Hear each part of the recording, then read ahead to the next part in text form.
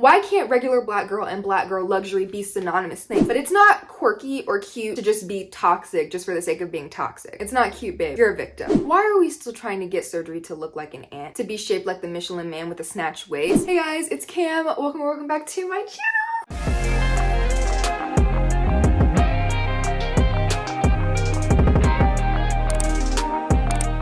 In today's video, we are going to be talking about the things that we need to leave in 2021. Before we get into it, make sure you subscribe to my channel down below. Also hit the notification bell so you never miss another one of my uploads. And if you want to keep up with me outside of YouTube, you can follow me on all of my social media. Everything will be on the screen and linked down below. And without further ado, let's get into it. First thing, normalizing being a baby mother. I have spoken extensively on my channel about this at this point, but I just really feel like we should not be normalizing being a baby mama because nobody wants to be a baby mama. So why are we popularizing baby mama culture just for the fun of it? Can we please leave that in 2021? I honestly don't understand why we're not promoting having both parents loving in the household or having children with famous athletes or famous rappers just so you can get a bag. Next thing, honestly, just the hustle culture, because I am getting tired of people saying that I must grind and work 24/7 in order to get everything that I need to get in order to be able to achieve my goals and live out my dreams. I don't necessarily think you have to be hustling all the time, and I honestly think the only thing that hustle culture does is promote lots of burnout. So I don't necessarily think it's healthy, and I don't think it's something that we should be bringing into the new year, especially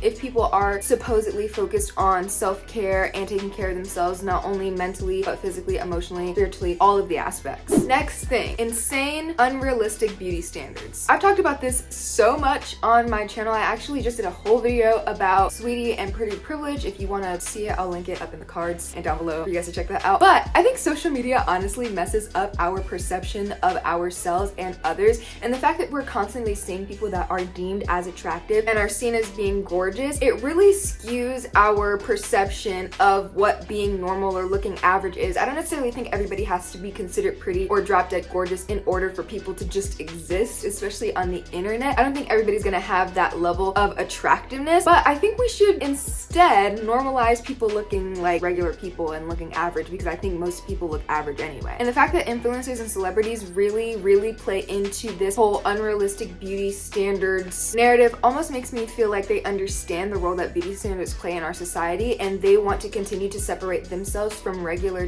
people. And I think continuing to elevate those people that are seen as attractive nullifies the want to completely dismantle unrealistic beauty standards in general. So I think we should just do away with them. Another thing that we need to be leaving in 2021 is white people trying to be anything other than white. The blackfishing has got to go. I'm tired of seeing people that are not melanated try their best to tan in order to look melanated, try their best to alter their faces in order to look like they are of African descent, trying their best to alter their bodies to make them look like they are of African descent, trying their best to fill stereotypes just to make blackness more palatable for white people. That's gotta stop. We gotta leave that. We gotta leave that in 2021. Another thing, the girls that claim to be not like other girls and the pick-me's, please.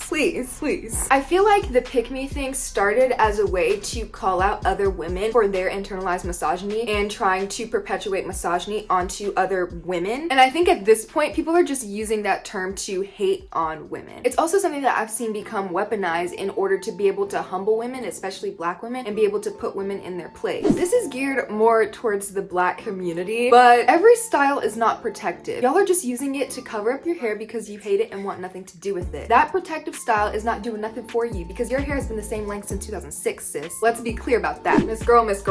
The lip fillers, they are slowly killing me. Please.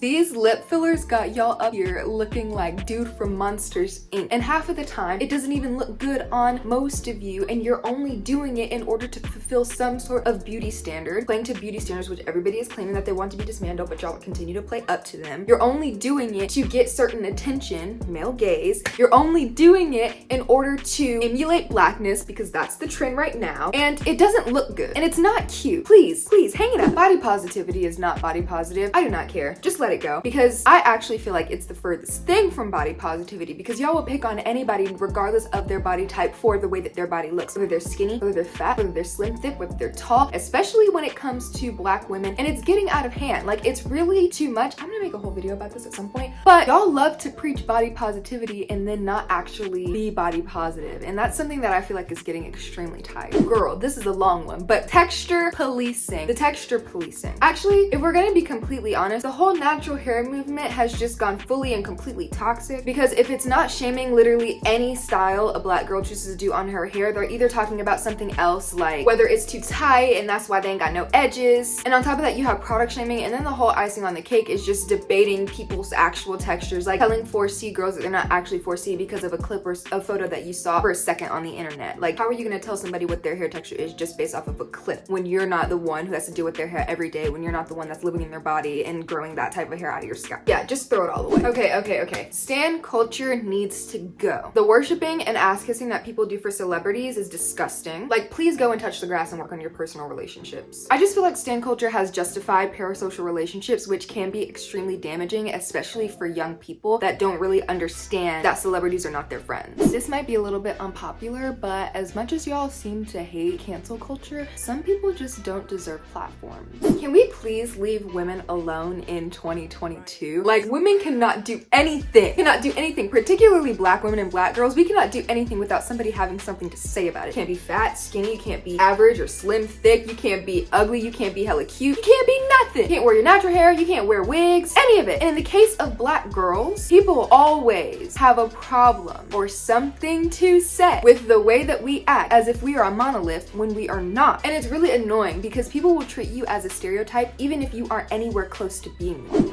Using TikTok slang in real life. That is not TikTok slang, Miss Girl. That is AAVE or African American Vernacular English, or Ebonics, just, you know, to dumb it down a little bit in case you didn't understand. If y'all are just gonna disregard everything that I've ever said about AAVE and use it in 2022, please make sure you're using it correctly. I'm talking about the context and everything, because the misuse of it got y'all in a chokehold. Because if I get called bestie by one more non-black person, I promise you I'm going to lose it, because I'm not your bestie or your sis.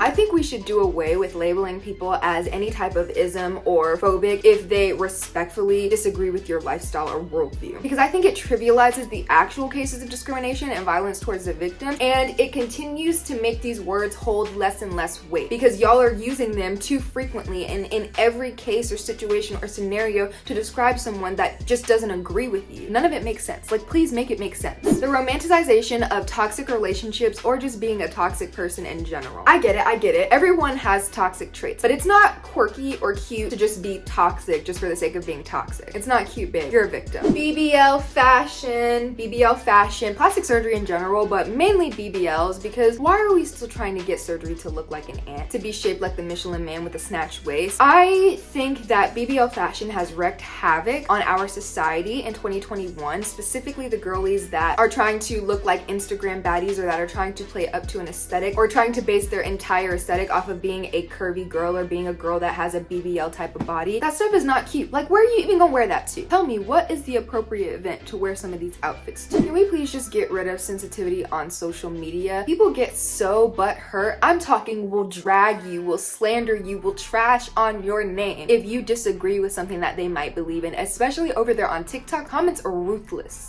If you don't got thick skin, do not go over there and be on TikTok, because people are so sensitive over there. Even if you say one word off of something that they believe, they will take it as an opportunity to just end your whole career just that quick, and they do not care. But my thing is, if you are going to take everything so seriously and be so sensitive about everything, please get off the internet, because at this point, someone somewhere is bound to say something that's going to offend you, and if you can't handle the heat, babe, get out the kitchen. All right, and my last thing is black girl luxury versus regular black girl. This is something that I'm gonna make a whole video about it eventually, but I just think, why are we even comparing the two? Why do people assume that just because you want to be a part of the black girl luxury movement means that you're not also a regular black girl? Why can't regular black girl and black girl luxury be synonymous things? Also, why do people always assume that you have to have all of these things in order to be a part of black girl luxury? Like, you have to have the high-rise apartment, you have to have all these expensive perfumes, you have to have all this money, you have to have the car, the bags, all that. No, you don't. Black girl luxury is a mindset. It is not about materialism, and the sooner y'all realize that, the sooner y'all will understand why all of these black girls are trying to hop on the black girl luxury movement. And I honestly don't believe that we should have even created a regular black girl movement in order to counter the luxury black girl, because it defeats the purpose of us wanting to elevate and us wanting to be things other than strong, independent, and aggressive. Like, we're really out here trying to dismantle stereotypes, and y'all are really out here trying to make people think that we're always somewhere struggling. All right, so that is it for this video. You know what? I hope you guys enjoyed it. If you have anything else you want to add to things that we should leave in 2022, make sure you go ahead and comment it down below. I would love to hear what you guys have to say. I'm so excited excited to see you guys in 2022. It's gonna be lit, period. And if you made it this far in the video and you haven't already, girl, subscribe to my channel down below. Also click the notification bell so you never miss another one of my uploads. If you want to keep up with me outside of YouTube, you can follow me on all of my social media. Everything will be on the screen and linked down below as well. And if you made it this far in the video, if you made it this far, comment this emoji because then I'll know you made it this far in the video. And yeah, that is it, guys. Thank you so much for watching. I appreciate it, and I will see you in 2022. I'll see you in my next. Okay.